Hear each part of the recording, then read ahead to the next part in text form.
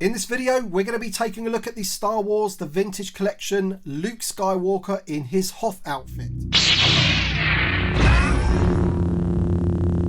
Hi there Star Wars collectors, and welcome to another Bossk's Bounty video. Welcome to my review of the Star Wars The Vintage Collection Luke Skywalker in his Hoth outfit. This is of course the reissued figure, part of the specialty wave that they like to call them.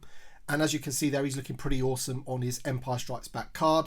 Now, this one here on the right hand side is the most recent one, and this one was the original one from back in 2012. Possibly it's quite near the end of the line because I believe he's VC95. There's the back of the card. As you can see, some of the other figures in that repack wave, I have already reviewed the Emperor's Royal Guard and Han Solo. I haven't actually got my hands on Admiral Akbar just yet, but when I do, that review will come. All the other figures on the back there are from previous waves. We've got the most recent Boba Fett and Grief Karga and things like that. But there's the back of that card, and you can see the stark difference between that back of card and this one. Look at the bright colours that we have on this one with the vehicles down the bottom, loads more figures that they're advertising.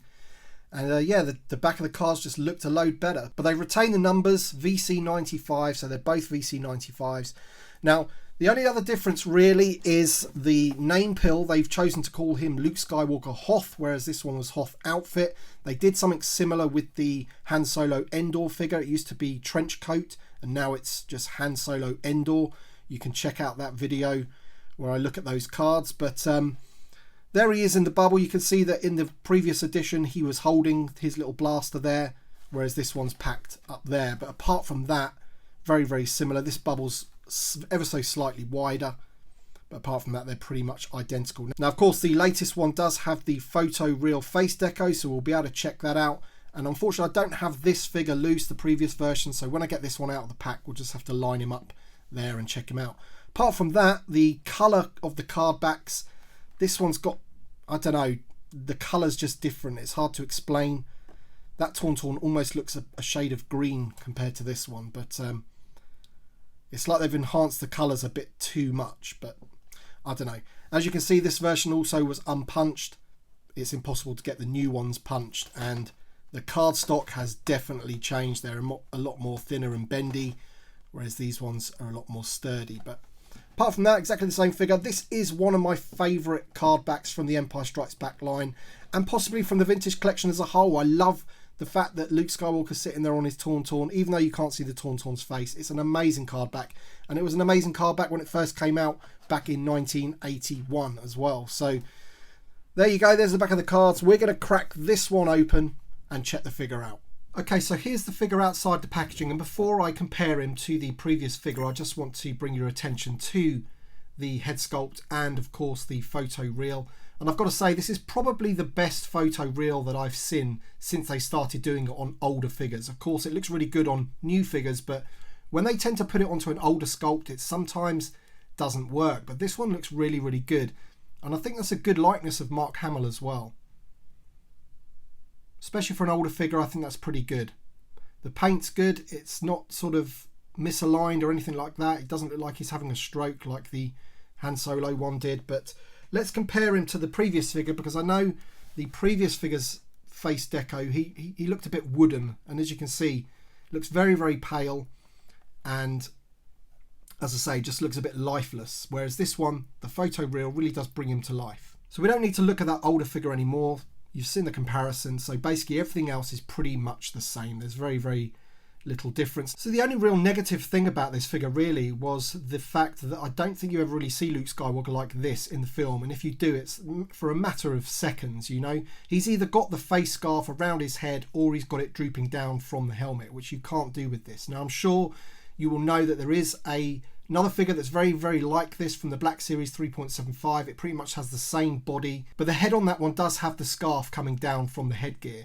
However, the face does have the scars from the Wampa attack on that particular figure. So this one's a bit strange with this piece here. This piece here is a separate piece for his collar. So if we want to change him to have the headscarf on, then you don't get to see his face, but we'll do that now. So basically you pop the head off.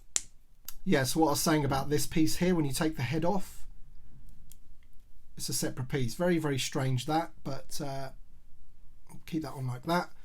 And then we've got his head with the scarf on, and we'll put that back on like So there he is with the headscarf on and his goggles. So yeah, a little bit strange that. Does have the lightsaber hilt attached to his belt, which is a separate piece, of course, with a little sort of pinhole in there with the peg. And you just place that in there like that. So it's got plenty of accessories, decent little blaster as well, as you can see there. And of course he does have the lit saber as well. So loads of accessories with this figure. And of course, let's just take his scarf off again. Plenty of articulation with the figure, everything you need really. So obviously the head is on a ball joint. He's got ball jointed shoulders, elbows, only a swivel at the wrist, swivel at the waist. He does have ball jointed hips, ball jointed knees, and a hinge at the ankle, which of course swivels as well. I do love the detailing on the boots there, of all his strapping and everything, with the crosshatch on his knees, and of course the same similar crosshatch on his torso there. Really, really nicely detailed. He's got some detailing for his rank or whatever on his chest there. Very nice detailing on the belt with all the silver paint for all his pouches and everything. So it's a really nicely detailed figure. There's no getting away from it, and it's a good re-release in my opinion. He was getting quite expensive on the secondary market, and of course it's a really, really good scene from The Empire Strikes Back. So it's a good outfit to have Luke Skywalker in.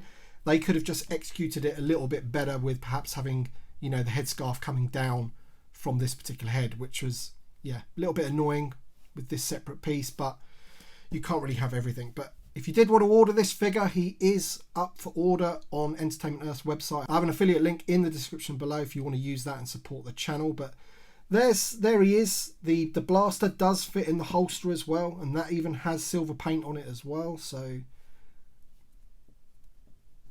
pretty awesome. And there he is with his lightsaber in his hand. So yeah, really happy with the figure. Really happy that they've re-released it, to be honest, because a lot of people will want this figure in their collections. He's a good figure. And let me know your thoughts in the comment section below. Thank you very much for watching this video, and we shall see you on the next one.